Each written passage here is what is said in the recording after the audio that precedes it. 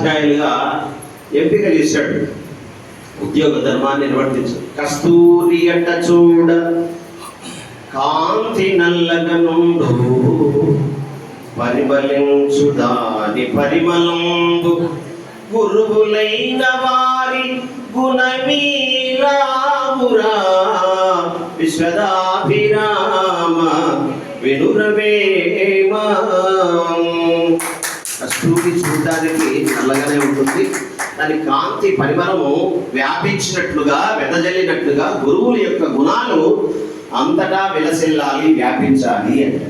అలాగే బుద్ధి చేసేటప్పుడు, బోధ చేసేటప్పుడు కూడా గురువు ఎటువంటి వాడు అంటే చదువులమ్మ గుడిలో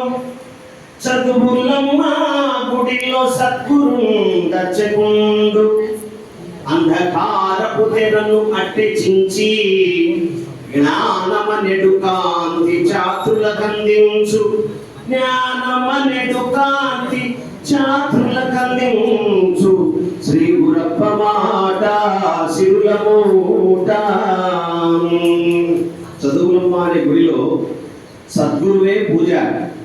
భగవంతునికి భక్తునికి మధ్యలో ఒక తెర ఉంటుంది, ఆ తెరను విప్పి చూపించేవాడు ఆ పూజారి.